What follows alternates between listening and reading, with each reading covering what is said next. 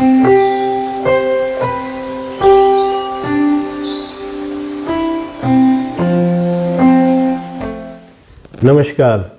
मैं डॉक्टर नीरज गुप्ता, मनोचिकित्सक। आज मैं बात करूंगा विंटर डिप्रेशन के बारे में, जो कि काफ़ी कॉमन होता जा रहा है और अपने देश में जो पहले कभी देखने में या सुनने में नहीं आता था, आज इसका प्रकोप भी बढ़ता जा रहा है।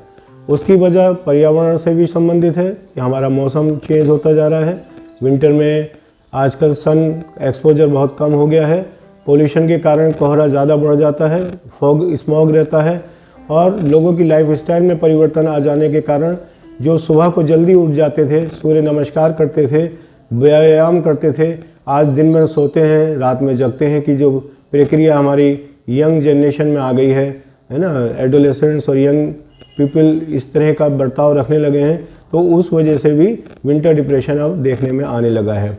आमतौर पर मैं पिछले 30 साल की अगर अपना अनुभव की बात करूं तो मैं क्लिनिक पर डिप्रेशन, विंटर डिप्रेशन जिसको कहते हैं, वो बहुत कम पाता था। कभी महीने में या 2 महीने में एक पेशेंट, आज हफ्ते में एक पेशेंट इस बात का नज़र आ जाता है। तो इसी से समझ सकते हैं कि कितना ज़्यादा परिवर्तन आ चुका है। बात करते हैं हम कि विंटर डिप्रेशन क्या है। वो अवसाद की स्थिति जो आमतौर पे विंटर में ही देखने को मिलती है और गर्मियों के आते आते, मौसम के बदलते बदलते स्वतः ठीक होने लगती है, लेकिन कुछ केसेस में ये इतनी ज़्यादा बढ़ जाती है कि बिना प्रॉपर ट्रीटमेंट के ये रिकवर नहीं करती। इवन मौसम बदलने के बाद भी इसका असर व्यक्ति के ऊपर पड़ा रहता है। विंटर डिप्रेशन की परसेंटेज हमारे देश में अब लगभग 5 to 10% होने लगी है। आमतौर पे हर 4 में से एक व्यक्ति डिप्रेशन का शिकार है और हर 6 में से एक व्यक्ति विंटर के दौरान और बढ़ जाता है। इनके सिम्टम्स क्या हैं? आप कैसे पहचानेंगे कि आपको विंटर डिप्रेशन है या आपके किसी परिचित को?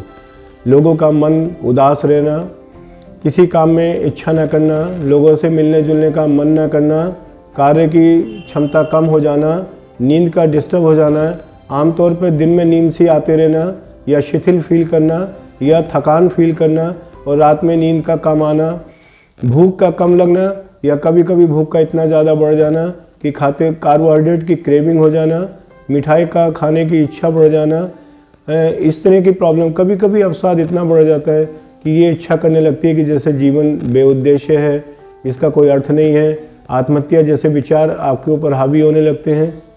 इन सब बातों को देखते हुए हमें इसके इलाज की बहुत ज़्यादा ज़रूरत है। इसके लक्षण मैंने आपसे डिस्कस किए। अब कारण पे आता हूँ कि क्यों ये विंटर डिप्रेशन हो रहा है।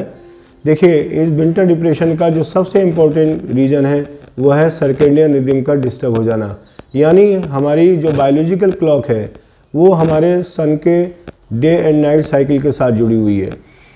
अगर हम सुबह को सही समय पर उठते हैं सूर्य उदय के दौरान और सही समय पर सोते हैं यानी सूर्य अस्त के बाद, तो हमारी सर्केडियन रिदम जो है वो मेंटेन रहती है।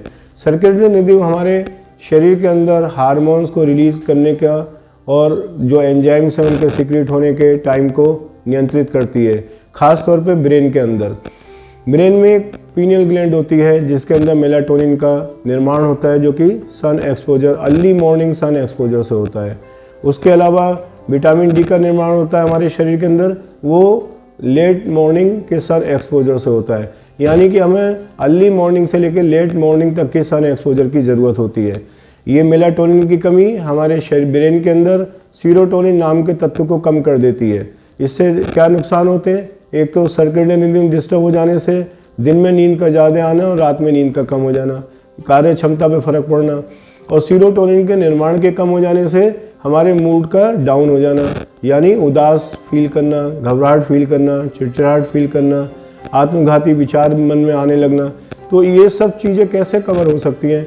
दवाइयों के साथ साथ बहुत ज़रूरी है कि हम सुबह को early morning till late morning का एक्सपोजर भी रखें। उसके अलावा हम सुबह को व्यायाम करें, योगा करें, स्पेशली प्राणायाम, अनुलोम विलोम, कपालभाति, भ्रामरी, शवासन।